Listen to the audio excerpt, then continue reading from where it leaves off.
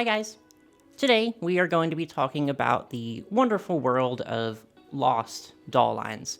And I already know I'm probably going to title this something pretty clickbaity, but to be clear, I know the idea that dolls or any physical product could be considered like lost media is somewhat controversial. I'm not entirely sure where I stand on that, but for a good portion of these, they did physically exist in some capacity, and either they don't anymore or their whereabouts are unknown. So I guess in a way it counts. But to be clear, the way doll lines become quote unquote lost is a lot more straightforward than the way most lost media becomes inaccessible. The thing is, they're just not produced. They didn't make it past a certain stage in production and weren't released. And this is something that happens for pretty much every single doll line. Somewhere along the way, there's going to be ideas that were rejected and not finalized, or maybe the line was canceled before certain dolls could be released.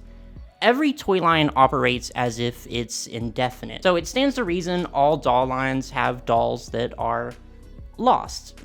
It's just the nature of the toy industry. But today, I want to talk about entire lines that went unmade. So what would have been an entirely new doll line, a brand new IP, but unfortunately it wasn't released.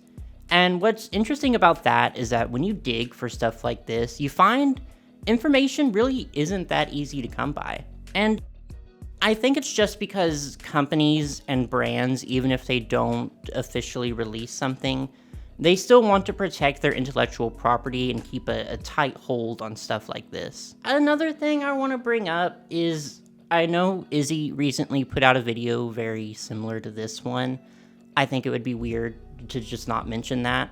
I've been working on this one for quite a long time, and I just didn't really have a good reason for putting it off, other than just hoping I would come across something else to add to the list. But I kind of complained on Twitter, like, oh man, now I probably have to put off this video for a while again, but everyone told me to just release it anyways, that they were interested in seeing it, so here we are. These are in no particular order, but we're gonna start with one of my personal favorites.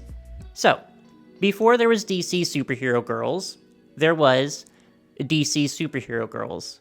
But before that, in 1992, there was another attempt by DC and Mattel to market superheroes to young girls.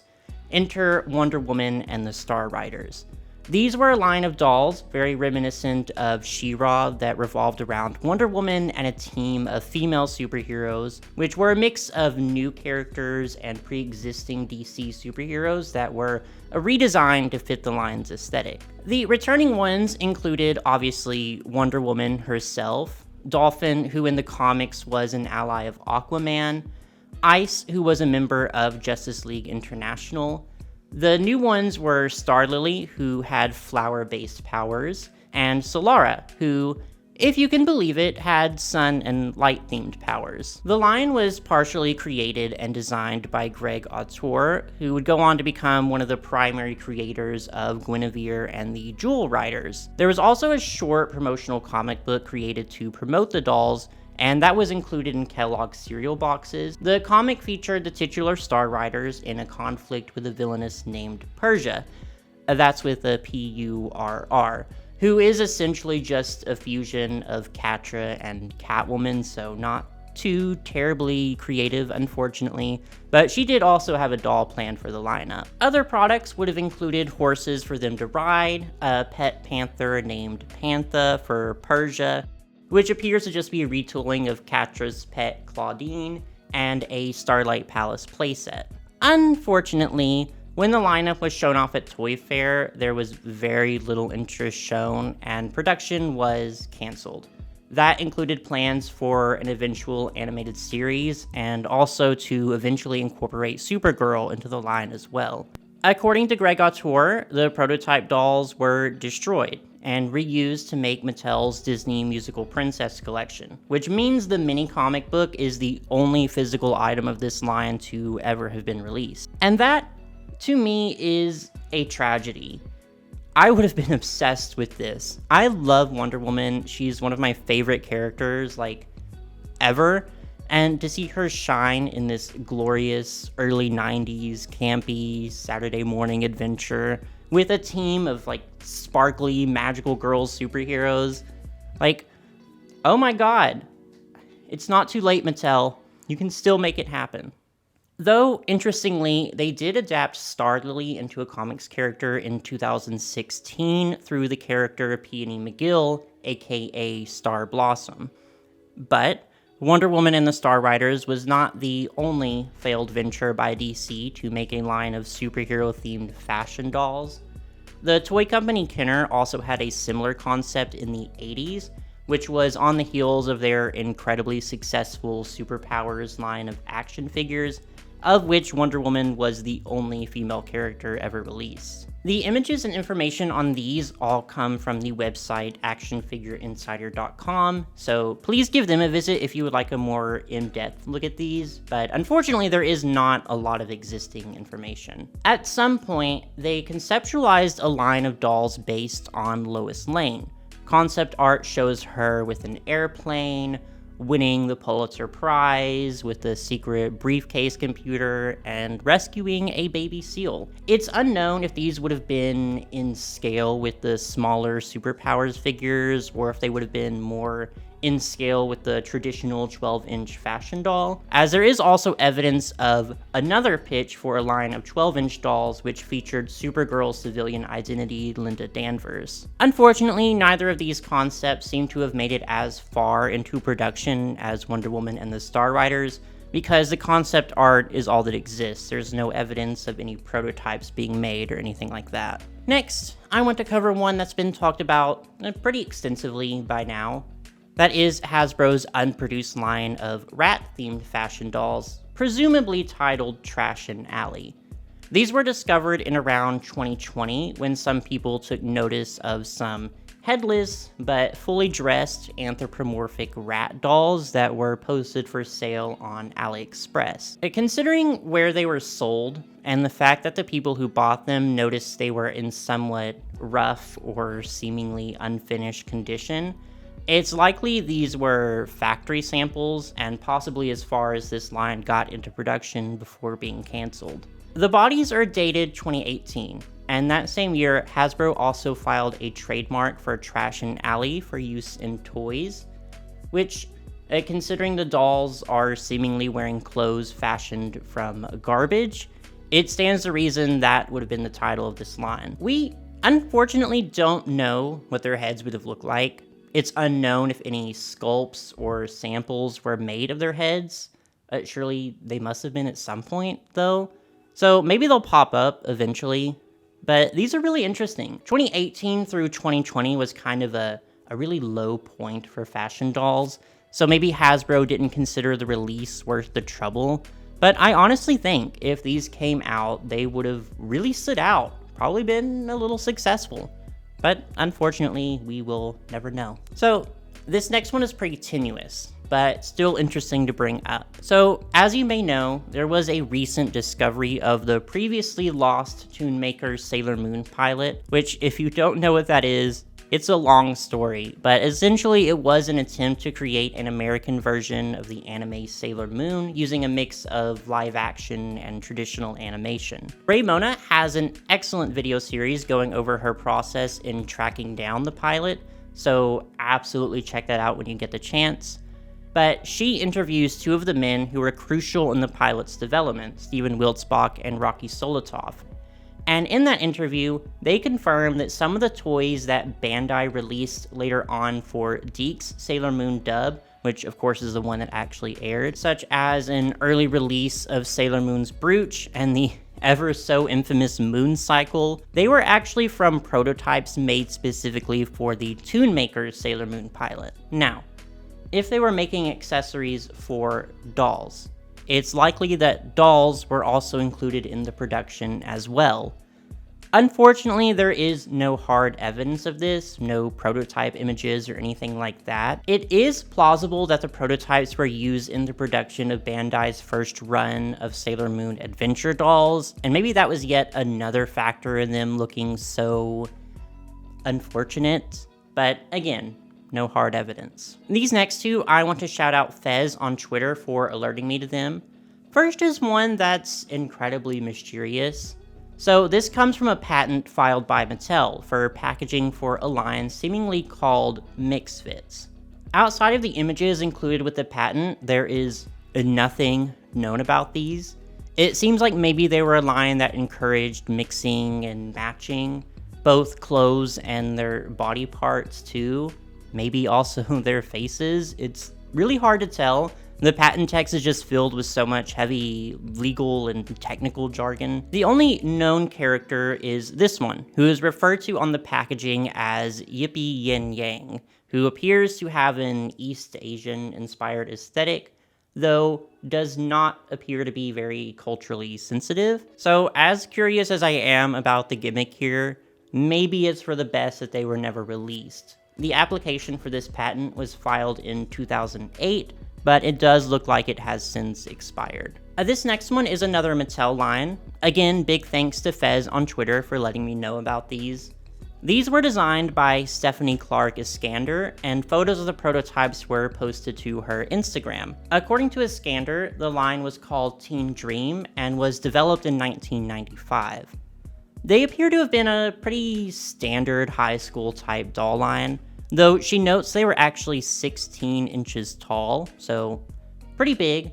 And they're so cute too. They have such beautiful faces, though there's no guarantee they would have looked like that after going into production. And these are really interesting because the faces, the bodies, the articulation, they remind me a lot of Teen Trends, also by Mattel, which were released in 2005. They were 17 inches tall. You can actually see them back there, actually how tall they are compared to other fashion dolls. And they look really, really similar. So I do wonder if there's any connection there. But when you get a chance, absolutely check out Stephanie's Instagram. I know I keep recommending other things to look at, but I do want to give credit where it's due.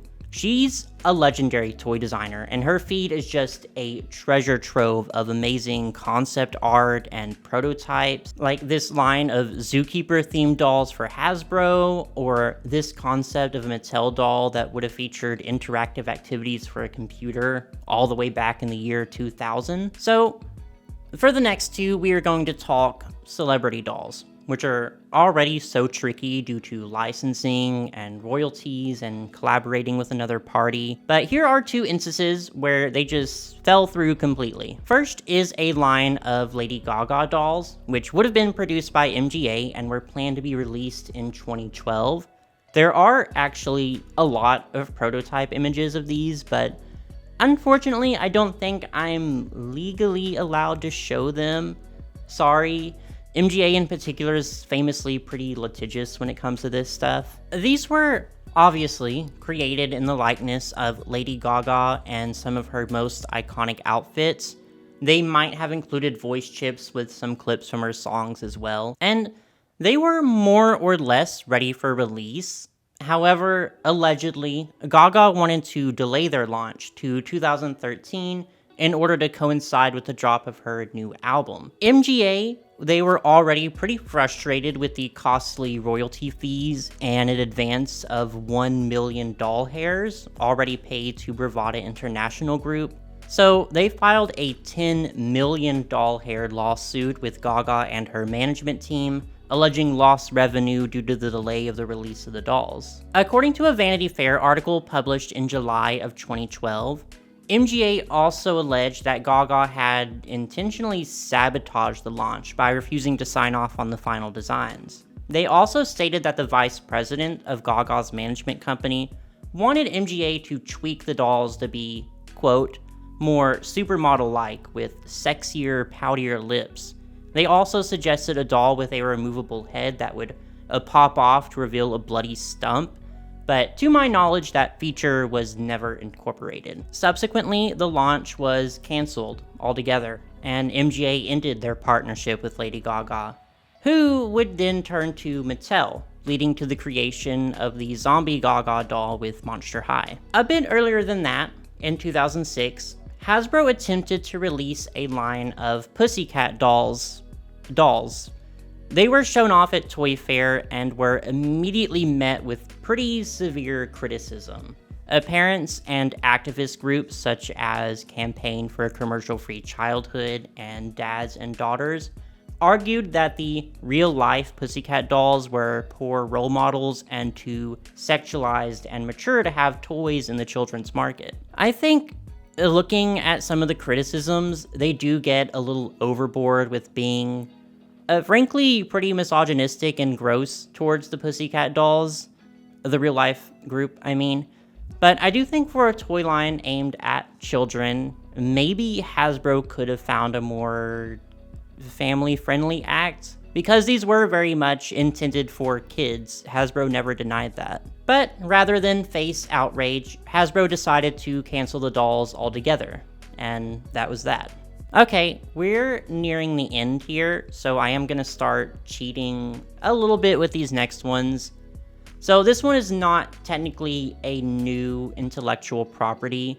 It's an unreleased Barbie line from 2004 called Barbie Global Frequency, but it does look like it may have been somewhat of a spin-off, so it still kind of counts. And these appear to be a line of dolls based on specific regions of the world, kind of a cross between Generation Girl, My Scene, and Dolls of the World.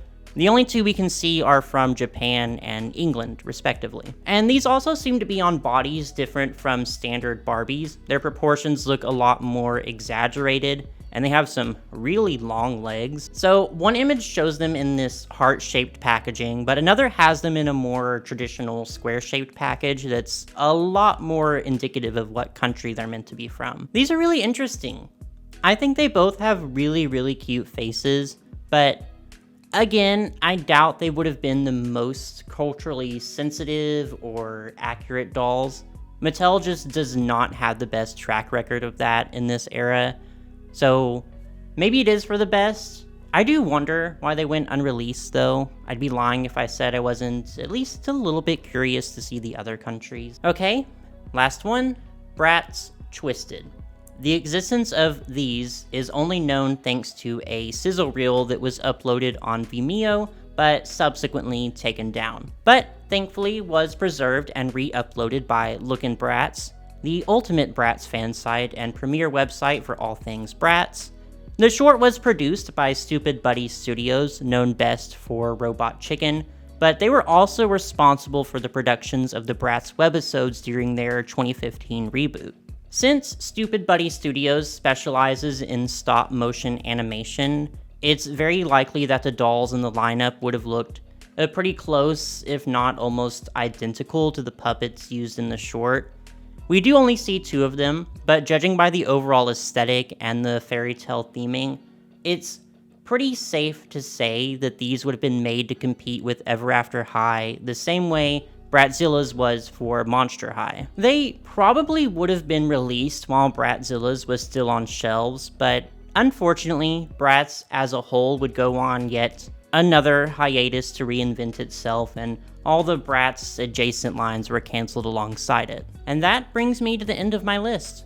The world of unreleased dolls is just so incredibly fascinating, because you just have to wonder, if any of these were released, what kind of domino effect they may have set off. What if Wonder Woman and the Star Riders was a global sensation? How would that have affected her future at DC? We probably would have gotten a solo movie sooner, that's for sure. What if we lived in a world where Trash and Alley was the next Monster High, and suddenly every company was releasing their own fashionable rats to get a piece of the pie? What if Bratzilla's and Twisted were successful enough that they took Bratz in an entirely new direction for their 2015 reboot? It's just interesting to think about. But, as always, thank you so much for watching. If you have an unreleased doll line that you love that wasn't featured here, be sure to let me know all about it down below. Let me know which of these you wish were released, and which ones you think are best left on the cutting room floor. And when you're done with that, just be sure to like and subscribe for any future fashion doll content. Thank you.